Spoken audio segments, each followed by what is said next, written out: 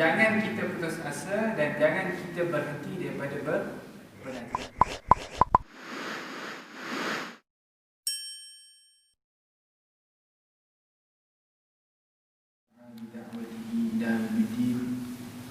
سبحانك لا علم لنا إلا ما علمتنا إنك أنت العليم الحكيم رب اشرح لي صدري ويسر لي أمري واحلل عقدة من لساني يفقهوا قولي اللهم يسر وسهل أمورنا ولا تعسر يا الله ولا تعسر يا رحمن ولا تعسر يا رحيم حسبنا الله ونعم الوكيل نعم المولى ونعم النصير لا حول ولا قوة إلا بالله العلي العظيم أما بعد السلام عليكم ورحمة الله وبركاته.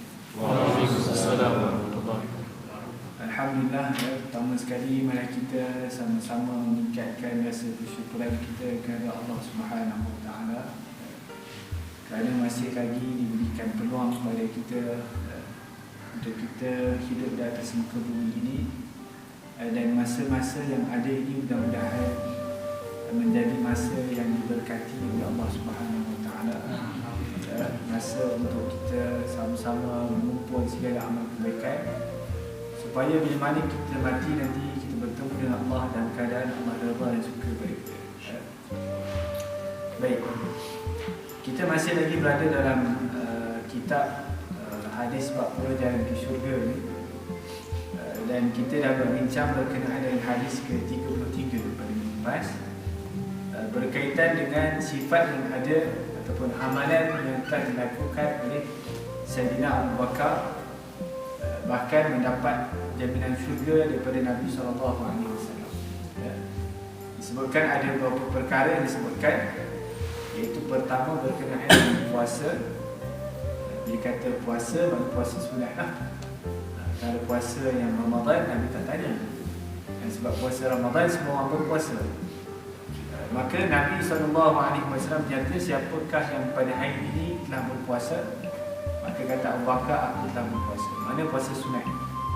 Puasa sunat, dan kita dah bincang apakah ataupun waktu yang sesuai yang disunatkan bagi kita untuk berpuasa pada hari tersebut. Itu adalah satu amalan tambahan daripada segala perkara yang fardu. Kalau puasa yang fardu kita kerjakan di bulan Ramadan, maka menambah amalan daripada perkara yang fardu dan wajib tersebut adalah dengan puasa sunat. Puasa-puasa yang sunat yang lain lah, Isnin, Khamis, hari Ashura, hari 9 Zulhijjah, hari putih pada 13, 14, 15 bulan, hari bulan pada setiap bulan hijrah dan sebagainya. Maka itu kita namakan sebagai puasa sunat. Maka kekurangan yang terdapat dalam amalan yang fardu akan ditampung kekurangannya dengan amalan-amalan sunat yang dilakukan. Puasa wajib di bulan Ramadan, sekiranya terdapat kekurangan padanya, maka akan disempurnakan dengan puasa sunat. Sembahyang yang fardu yang kita kerjakan 5 kali sehari, subuh, zuhur, asar, maghrib dan isyak ni adalah perkara yang fardu wajib kita buat dalam apa juga keadaan. Maka sekiranya terdapat kekurangan itu maknanya kekurangan dari segi kualiti lah, bukan dari segi sah ataupun tidak. Maknanya perkara yang fardu ataupun perkara yang wajib, minimum kita kena kerjakan adalah perkara itu sah. Sembahyang yang kita buat paling low class lah, paling bawah sekali, sembahyang kita itu mesti sah. Sahnya bagaimana? Maknanya mencukupi syarat sah sembahyang dan perkara-perkara yang wajib itu rukun dalam sembahyang. Kita tak kira lah dalam sunat hayat, sunat abad itu adalah tambahan. Maknanya kalau kita rasa ataupun kalau kita buat sesuatu amalan fardu kita kata sah, maka itu melepasi syarat untuk penerimaan amalan.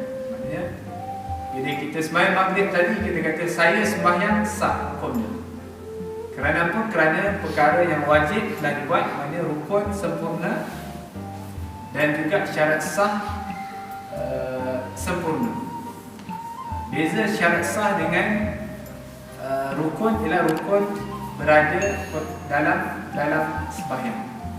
Maknanya perkara yang wajib yang mesti ada dalam sembahyang kita namakan sebagai rukun.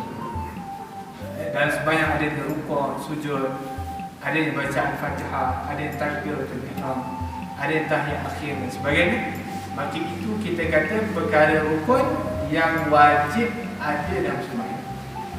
Manakala perkara yang syarat sah adalah perkara di luar daripada sembahyang. Contohnya apa? Contohnya sembahyang mesti ada wudu. Ya. Sekiranya tidak ada wudu, maka tak sahlah sembahyang. Maka wudu itu adalah satu perkara yang wajib diadakan sebelum daripada bermulanya sembahyang. Maknanya tak adalah tiba-tiba angkat takbir, tiba waktu tu nak wudu, tak adalah. Tak. Maknanya ambil air sembahyang mesti sebelum daripada melakukan sembahyang. Menutup aurat contohnya, masuk waktu. Ya. Maknanya kalau kita kerjakan sembahyang tetapi tidak lagi masuk waktu, maka tidak sah sembahyang tersebut. Maka sebab itu tugas yang besar ialah pada Bilal. Tak, maknanya nak menentukan masuknya waktu sembahyang, orang yang paling penting untuk menentukan waktu sembahyang Bilal. Kalau Bilal silap azan, maknanya akan menyebabkan kekeliruan. Pernah berlaku banyak masjid lah. Bahkan masjid saya pun dulu pernah. Sebelum saya masuk, tiba-tiba bangun, imam bangun tidur, pukul 4 pagi saya. Tiba azan subuh. Azan subuh semua pelik. Kenapa pukul 4 pagi dah azan subuh dah? Rupanya dia salah tengok jam. Sepatutnya 5 lebih, 5.30 macam tu lah. Jadi maknanya benda tu berlaku.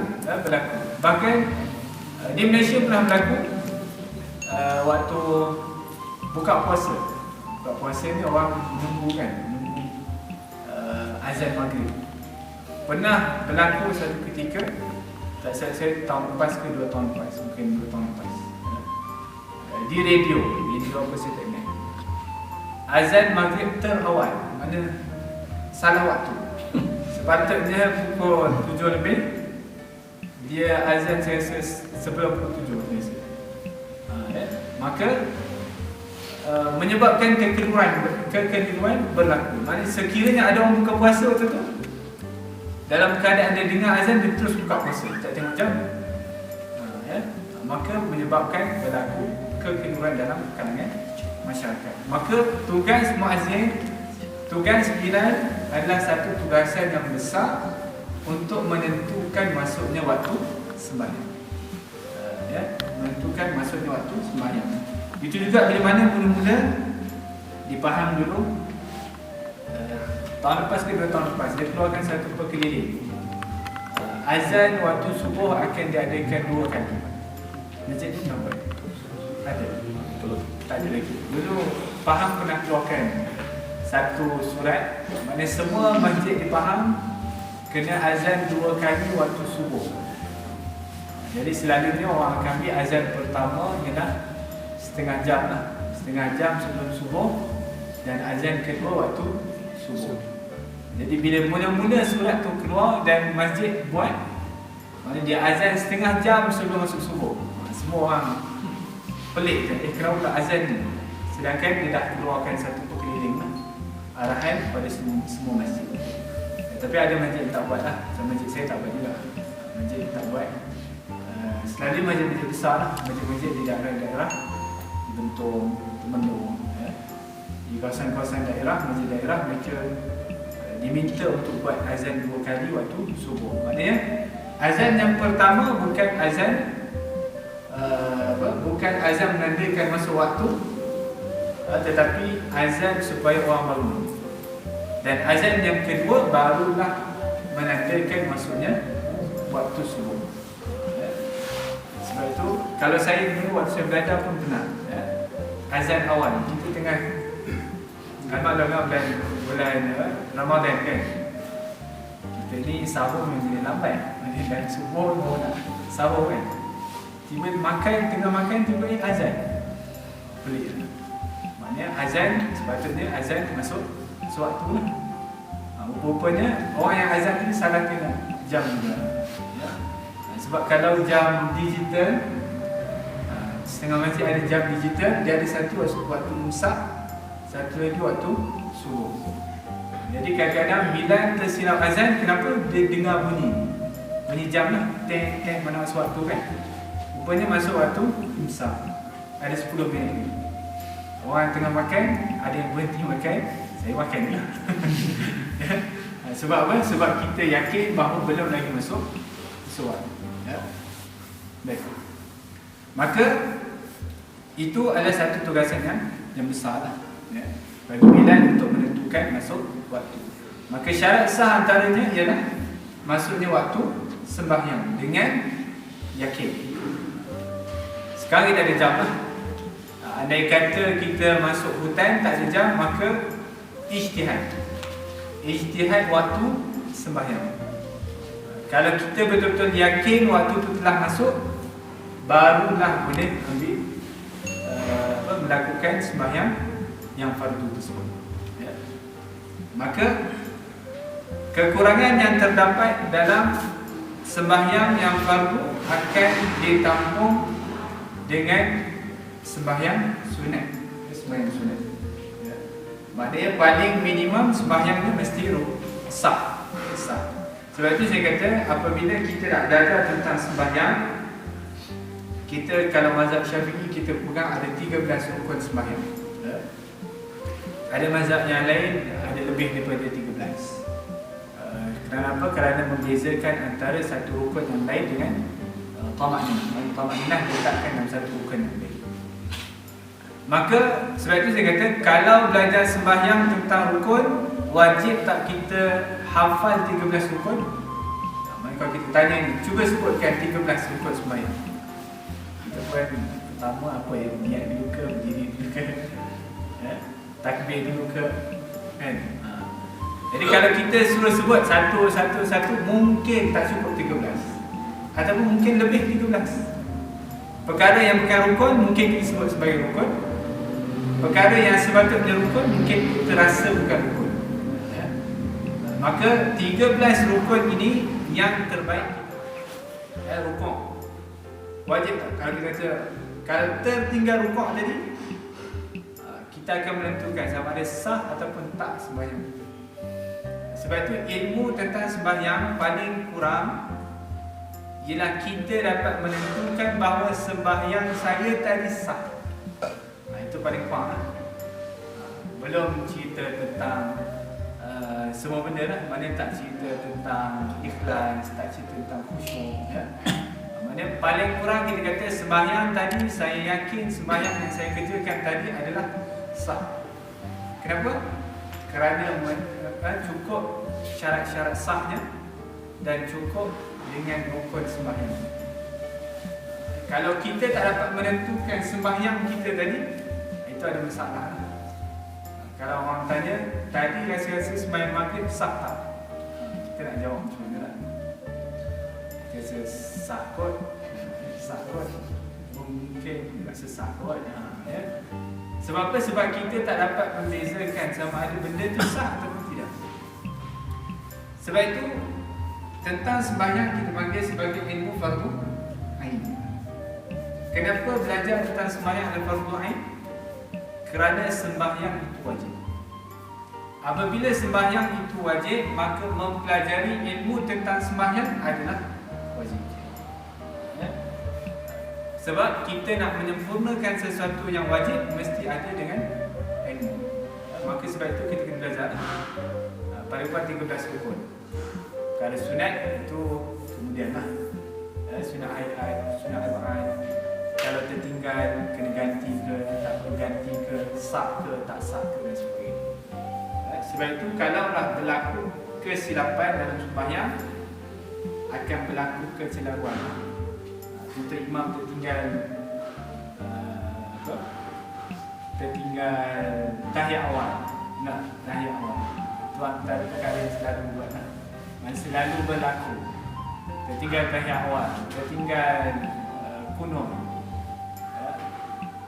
Kalau tertinggal Fatihah ada juga. tertinggal Fatihah. Saya pun pernah tertinggal Fatihah. Sembahyang bangun rakaat kedua, terus masuk surah. Pelik lah. Ada orang tegur Al-Fatihah, disebut tak Subhanallah, Subhanallah maknanya kita tahu lah Fatihah kita baca. Maka kita baca balik Fatihah. Sebab apa? Sebab Fatihah adalah rukun. Fatihah adalah rukun. Terlupa itu adalah perkara biasa lah. Kalau terlebih rakaat ataupun terkurang rakaat itu perkara biasa lah. Perkara biasa. Cuma yang berlakunya ialah kadang-kadang orang di belakang pun tak yakin. Imam tu dah salah tapi kat belakang sebab apa tak tegur? Sebab dia pun tak yakin. Rasa-rasanya betul kot imam. Walaupun imam sembahyang isyak 3 rakaat contoh. Dia pun macam betul lah ni rasanya. Sebab apa? Sebab dia pun tak yakin. Maka itu perkara yang berlaku. Sekiranya imam terkurang 1 rakaat macam nak buat, ataupun sekiranya imam terlebih rakaat, terlebih rakaat. Pernah kat sini saya lah, kawan lain saya terlebih ke kurang? Terlebih pun. Sekali jadi imam isyak terlebih, saya rasa terlebih. Mana lepas daripada sujud saya bangun. Tapi ada orang tegur lah, tegur subhanallah, maknanya kita tahu lah terlebih. Sebab kita pun tahu mana ni 3 ke 4, 3 ke 4 kita ambil 3 tambah 1 rakaat. Bila mana ada orang tegur subhanallah, maka imam turun lah. Turun baca tahiyat akhir dan sujud sahwi 2 kali dan bersalam. Itu adalah apabila berlakunya terlebih rakaat. Makmum macam mana? Makmum mesti mengikut keyakinannya. Maknanya kalau makmum tahu bahawa ini memang dah lebih 4 rakaat, kalau imam bangun ni maknanya memang rakaat kelima, maka makmum mesti kekal dalam keadaan tahiyat akhir. Sekiranya makmum bangun dalam keadaan yakin bahawa imam memang salah, maka menyebabkan sembahyang tidak sah. Kenapa? Kerana dia bertindak dalam keadaan dia yakin telah cukup 4 rakaat. Tapi kalau dia pun tak tahu, dia pun bangun, tak ada masalah lah, ikut imam nanti. Kalau tak ada sesiapa yang tegur, maknanya tak ada siapa yang tegur. Tapi bila dah habis bersalam, baru orang datang, imam tadi saya rasa sembahyang 5 rakaat, 5 rakaat. Maka apa yang boleh dibuat? Tak ada apa-apa lah sebab terlebih. Nak sujud sahwi, tak ada sujud sahwi dah lah, dah bersalam. Dah bersalam, maka tidak ada sujud sahwi. Tetapi sekiranya terkurang, sepatutnya 4, tetapi imam buat 3 rakaat dan imam beri salam dalam keadaan tidak ada sesiapa yang menegur, tetapi yang tegur datang selepas daripada beri salam. Cakap imam, saya rasa tadi sembahyang 3 rakaat, dan imam pun yakin memang 3 rakaat. Melainkan yang bagi tahu tu pun dia yang salah. Itu salah juga kan. Yang beritahu salah padahal benda yang berlaku adalah benda yang betul. Kalau dah terkurang 1 rakaat, maka imam bangun balik, takbir semula, tambah 1 rakaat dan beri salam. Tambah 1 rakaat saja, tak perlu tambah, maknanya tak perlu sembahyang semula. Itu kalau orang yang tahulah, orang yang tahu. Dan kalau perkara itu berlaku dalam tempoh yang sekejap. Kalau imam dah keluar makan nasi goreng, lepas tu baru beritahu waktu imam tengah makan nasi goreng tadi rasa sembahyang 3 rakaat, maknanya sebab masa dah lama, maka kena sembahyang semula. Pernah berlaku waktu saya belajar dulu di sekolah, satu imam lupa baca Fatihah. Satu imam lupa baca Fatihah, maknanya dia bangun daripada rakaat pertama, masuk pada rakaat kedua, dia terus baca surah. Sebab apa berlaku macam tu?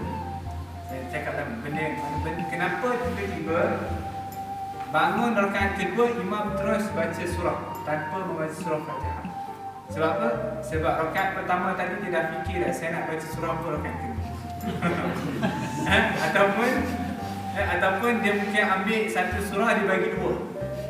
Bagi dua maknanya separuh baca rakaat pertama, separuh lagi baca rakaat kedua. Jadi bila dia bangun, dia dah tak ingat Fatihah, supaya dia tak lupa surah tadi, terus dibaca surah yang kedua. Ya. Maka itu antara sebab kenapa apabila bangun rakaat kedua, imam terus baca surah tanpa membaca surah Fatihah. Ini berdasarkan pengalaman lah. Pengalaman, ya. Mana pengalaman dan macam itulah, ya. Sebab dia dah fikir rakaat kedua saya kena baca surah ni ataupun ayat ni, ya. Okey. Jadi imam terlupa baca Fatihah, ya. Dan ada seorang pencik dia sedar bahawa imam tak baca Fatihah pada rakaat yang kedua. Sembahyang isyak dah. Mana maghrib dia isyak dah kalau yang kita baca kuat, ya. Mana dia tahu bahawa imam tak baca surah Fatihah pada rakaat yang kedua. Tapi tak ada sesiapa yang tegur, ya, tak ada sesiapa yang tegur. Sampailah habis imam beri salam, barulah diberitahu bahawa tadi imam pada rakaat kedua tak baca surah Fatihah. Maknanya dari segi hukum tak sah lah, tak cukup satu rakaat. Maka apa yang dia buat, dia kata okey, kita akan sembahyang semula. Sembahyang semula maknanya kena sembahyang 4 rakaat semula. Sedangkan yang tidak dibaca Fatihah adalah 1 rakaat. Kalau dari segi hukum yang betul, sekiranya masa ataupun tempoh tadi tak terlalu lama, ya, maka sepatutnya imam tadi bangun selepas daripada beri salam, setelah beritahu bahawa dia tak baca Fatihah, bangun semula tambah 1 rakaat sahaja dan beri salam. Maknanya tak perlu kita sembahyang semula, ya, tak perlu sembahyang semula, hanya memadai dengan tambah 1 rakaat. Itu adalah perkara berkaitan dengan ilmu tentang sembahyang, ya. Sebab itu ilmu tentang sembahyang ni dia luas. Satu ilmu tentang kita sembahyang, satu lagi ilmu tentang solat antara imam dan makmum, ya. Maksudnya sekiranya imam batal, apa yang perlu dilakukan oleh makmum? Imam terkentut semasa sujud, batal imam tadi ketika sujud, macam mana nak buat? Macam mana nak buat? Imam lari. Pernah orang beritahu tak? Pernah orang beritahu. Saya tak tahu betul-betul ke tak. Di mana imam sujud dan dia batal ketika sujud dan terus dia hilang. Semua orang dah sujud, dia hilang ke tempat lain, ya? Sampai makmum rasa sujud dah lama sangat. Mana sujud dah lama sangat, tak naik-naik daripada sujud, ya? Lepas tu orang belakang dia try and error. Dia bangun tengok imam dah tak ada. Imam dah tak ada. Maka sepatutnya memang dari segi hukum apabila terbatal, bila mana batal satu orang, tak kisahlah imam ke, makmum ke, kita ke, orang lain ke, bila mana terbatal, maka ketika itu mesti berhenti daripada sembahyang dalam apa jua keadaan. Maknanya kalau dia terpaksa duduk, maka berhenti dia sembahyang ketika duduk. Maknanya dia tak boleh meneruskan sembahyang dalam keadaan dia tak pun terbatal, ya. Tetapi dalam keadaan imam, sekiranya dia batal dalam keadaan sujud ataupun rukuk, maka dia boleh meneruskan sembahyang ke rukun yang seterusnya. Maknanya dia batal waktu sujud, dia boleh lagi jadi imam ketika itu untuk mengarahkan makmum bangun daripada sujud. Maknanya duduk ataupun berdirilah. Dan ketika itu barulah orang yang seterusnya akan menggantikan imam. Sebab apa? Kenapa hikmahnya macam tu? Kerana sekiranya dia tak meneruskan sembahyang tadi, maka tak ada sebab bagi ganti lah. Kalau sujud, semua sujud, macam mana orang nampak imam? Tak. Maka tak ada orang yang boleh ganti. Jadi bila mana dia bangunkan orang tadi, mana dia bangunkan makmum dia daripada sujud, sama ada di dalam keadaan duduk ataupun berdiri, maka barulah orang yang seterusnya dapat menggantikan dia. Kerana apa? Kerana dia nampak imam yang depan dia dah terbatal. Maka itu adalah hikmah. Tetapi dalam rukun yang lain tak boleh lah. Kalau tiba-tiba dia batal ketika duduk, tiba-tiba dia nak suruh sujud balik, tak boleh lah. Sebab apa? Sebab itu dalam keadaan yang terpaksa. Terpaksa. Itu salah satu keadaan yang perlu dibuatlah. Satu lagi, kalaulah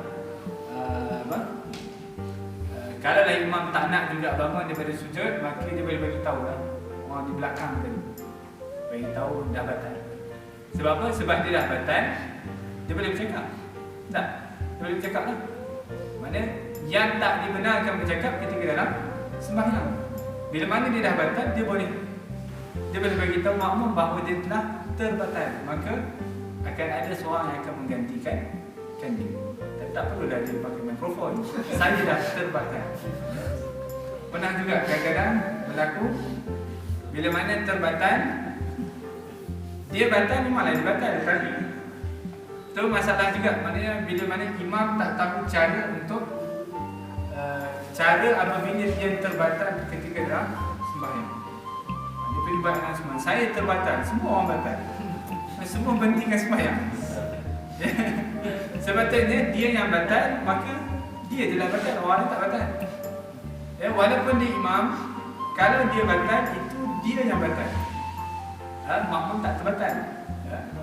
Itu ada dalam perkara antara imam dan makmum. Kalau diisytiharkan, saya batal, jadi orang lain pun tak tahu buat apa.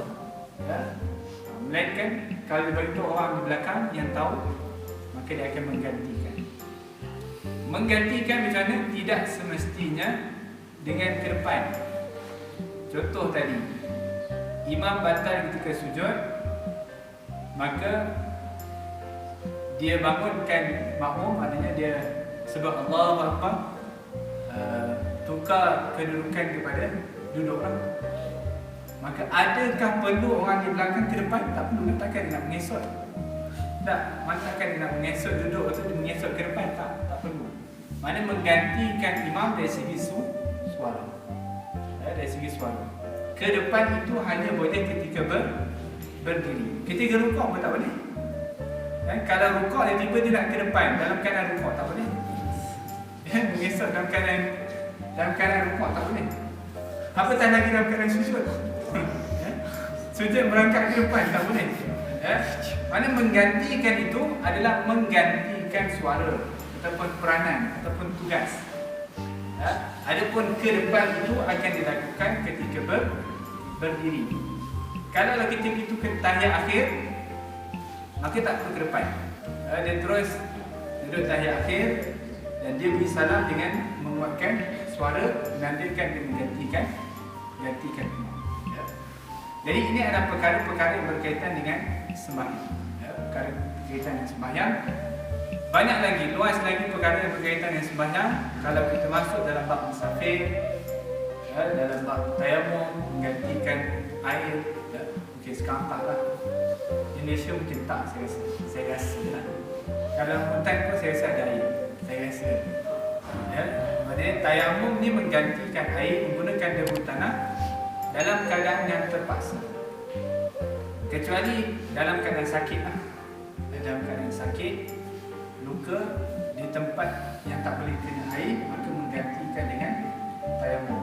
Itu ada dalam, walaupun air ada, tetapi kerana air tak boleh kena pada tempat yang luka akan menyebabkan kemudaratan, maka dibenarkan untuk menggunakan kaedah tayamum.